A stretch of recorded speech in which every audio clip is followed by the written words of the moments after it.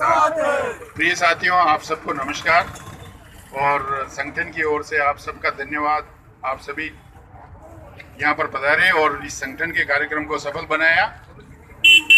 आप सबको समय समय पर अपन मिलते रहते हैं और क्या घटना हुई है, क्या प्रोग्रेस है अभी तक की, वो सब आपको जानकारी है। फिर भी संगठन के सक्रियता से और आप सबकी भागीदारी से हाई कोर्ट में अपन ये केस जीत चुके थे।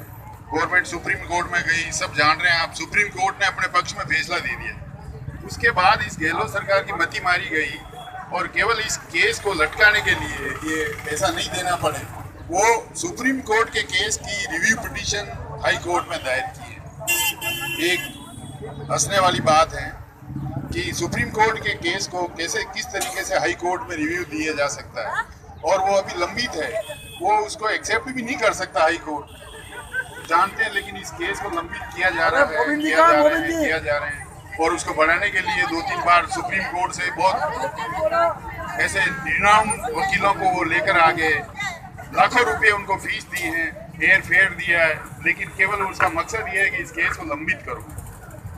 हमारी मोबिन जी बोला जहाँ भी हो मेरे पास आए। मोबिन जी, हम कितने अपनी भाग्य समझो, फरवरी में हमारी एक अंतिम पेशी हुई थी और केस की फाइनल हियरिंग होने वाली थी। कब निर्णय हो जाएगा कि ये रिव्यू एक्सेप्ट नहीं किया जा सकता, लेकिन फरवरी से कोरोना काल आ जाने से फिजिकल हियरिंग बंद हो गई कोर्ट के अंदर और केवल जो अर्जेंट मैटर है उसको ऑनलाइन ही सुना गया। तो अपनी पेशी बंद हो चुकी है। अभी विंटर ब्रेक चल रहे हैं कोर्ट में, अब जनवरी में वापस खुलेंगे तो हमें आशा है कि कोर्ट की तरफ से भी हमारे पक्ष में फैसला होगा और रिलीफ मिल जाएगा।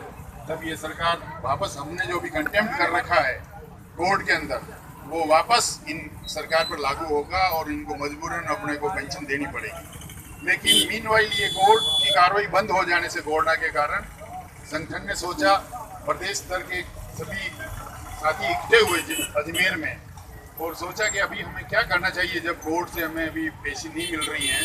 तो ये तय किया गया कि हम कुछ एजिटेशन शुरू करें किसी रूप में। तो आपको पता होगा, एक हमने पत्रकार सम्मेलन किए, ज्ञापन दिए और जनप्रतिनिधि जितने भी हैं उन सब के माध्यम से ज्ञापन भिजवाए गए सरकार के पास में और पत्रकार सम्मेलन पूरे राजस्थान में हुए। उसकी कवरेज आपने पढ़ी होगी, बहुत अच्छा अपना वो प्रतिनिधि, उसका सरकार पर प्रभाव भी पड़ा। उन्होंने अपनी तरफ से रिकमेंडेशन, उन्होंने केवल इतना कह के भेज दिया, हमारे ज्ञापन गए तो सीएमओ ने लिख के भेज दिया कि ये उचित कार्रवाई है, तो जो वित्त विभाग है उसको प्रेषित किया जा रहा है। अपन जानते हैं कि इस पर कुछ नहीं हुआ है। ब्यूरोक्रेट्स ने गवर्नमेंट को मिसलीड कर रखा है कि इसमें बहुत बड़ा पैसा पेंशन देने पर लगेगा जो सरकार के देने में वश में नहीं है, जबकि वास्तविकता ये नहीं है। उल्टा सरकार को फायदा है, लाखों अरबों रुपया हमारा इकट्ठा होगा पीएफ का, एनपीएस का और सभी तरह का, और सभी लोग एक साथ अभी रिटायर भी नहीं हुए, लेकिन जो रिटायर हो गए आप जानते हैं कि उनको एक पैसे का फायदा नहीं हुआ है किसी तरह का। जो भी एनपीएस भी वो नहीं ले पा रहे हैं, आप सबकी मजबूरी समझ रहे हैं। तो इसको देखते हुए संगठन ने अलग स्तर पर भी ये आंदोलन शुरू किया है।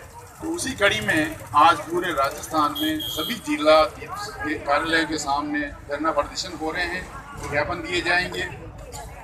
अगली कड़ी में सीकर में आमरण अनशन का कार्यक्रम है, क्रमिक अनशन होगा, फिर आमरण अनशन होगा और उसके बाद में जयपुर में बहुत बड़ा कार्यक्रम करने की, आगे कार्रवाई करने की व्यूह है। और इसी कड़ी में जो कांग्रेस के दिल्ली में जो सेंट्रल कमेटी के सदस्य हैं उनसे मिलने का भी कार्यक्रम है।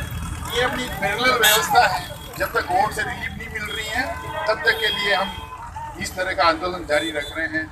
आप सबकी सहभागिता इसमें बराबर बनी रह रही है और सहभागिता बनी रहेगी तभी जाके अपने को फायदा मिलेगा।